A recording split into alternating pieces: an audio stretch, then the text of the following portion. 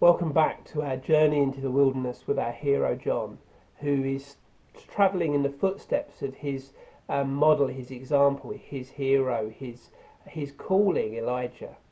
And we're looking at 5 lessons from Elijah's wilderness experience. We've said that wilderness experiences happen early. We've said that wilderness experiences are a place of restoration and healing. We've said that wilderness experiences are a place of pilgrimage. But I believe the 4th thing we see through the life of Elijah is that wilderness experiences are also a place of confession. When Elijah finally arrives at Mount Sinai, and he's been on this pilgrimage and he gets to Mount Sinai, what does he do? He climbs the mountain and he goes and he sits in his cave. And I love that picture. How many of us, maybe it's just men, we talk about cavemen or man caves. But there's something about men in caves. And actually there's something as well about sitting there with a sort of grump on, our arms folded, and sitting there in a sulk going, I'm in my cave. And actually they become a place of retreat. And I just love this picture of Elijah being in his cave. And actually, in my head, he's sitting there with his arms folded and a sort of growl on his face going, this is another fine mess you've got me into, God. And I can just have all this picture of a grumpy Elijah sitting on this mountain in his cave.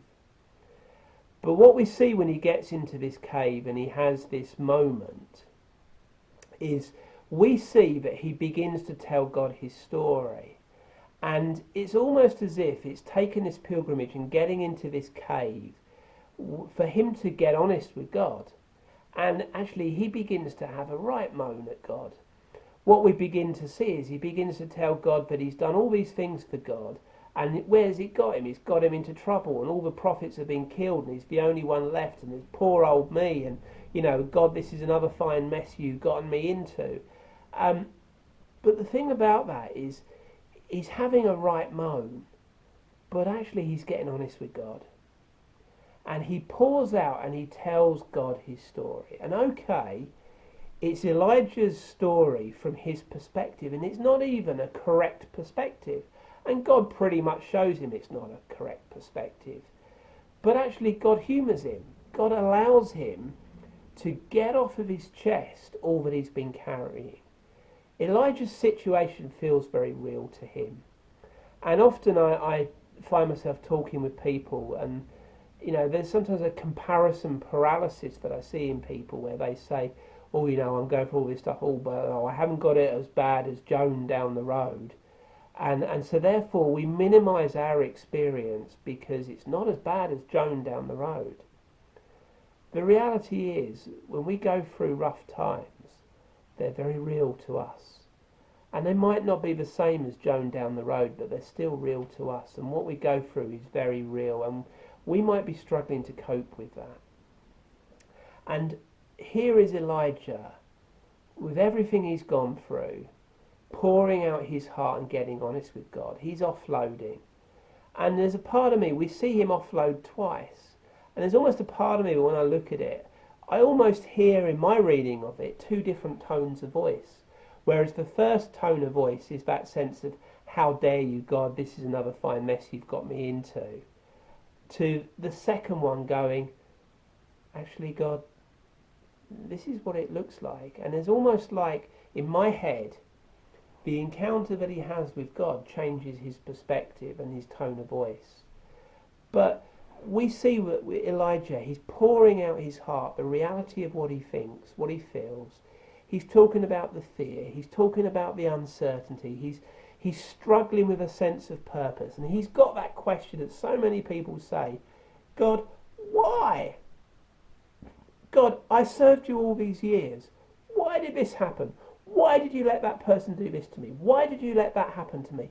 Why did you allow me to go through that experience? Why did you allow me to lose my job? Why did you allow me to lose my marriage?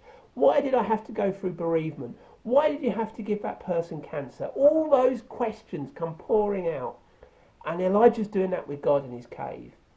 God, I've served you. I've done all of this. And what is the point of it? What have I got to show for it? What is there for it? And this honesty in Elijah's heart.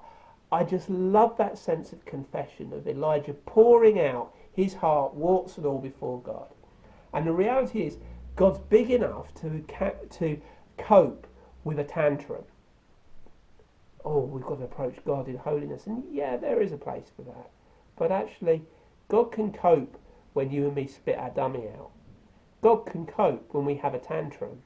And actually, sometimes God actually wants us to actually let off that steam and get honest.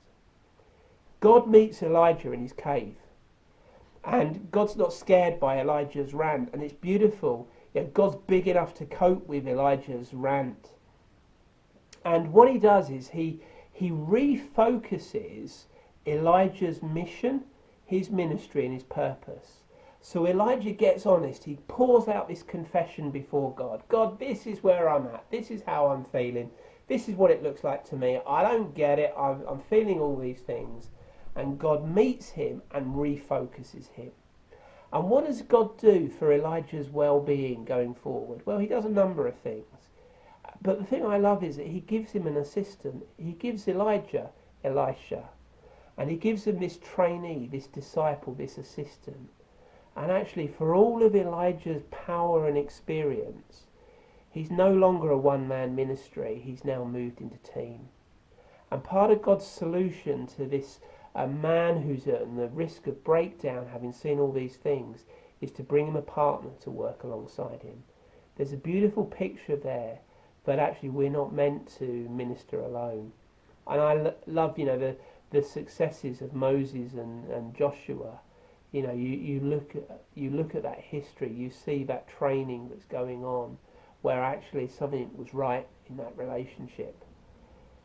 The wilderness is, we see Elijah going on this pilgrimage to arrive at this point of confession, where he gets honest and has honest conversations with God. He confesses, strips bare his very soul and gets honest with God. And wildernesses are a place that allow us to do that. They're a place that allow us to get honest with God and to get everything out on the table. And in doing so, actually open ourselves up to allow God to speak into the situation and give us clear direction, clear guidance, and a clear way forward. Elijah emerges from his cave a new man. And actually, that sense of the wilderness being a place of confession actually speaks something to you and me, that if we go through a confession, through a wilderness, it's all right to get honest with God and have a confession and say, you know what, God, this stinks. You know what, God, I'm struggling with this. You know what, God, I don't get this. I don't understand it. But actually, God, what have you got to say about it? And as God speaks, are we willing to listen? Are we willing to allow God to reset the narrative, reset the story, give us a fresh perspective, dust us down, pick us up, and lead us out the cave to be a new man or woman for God?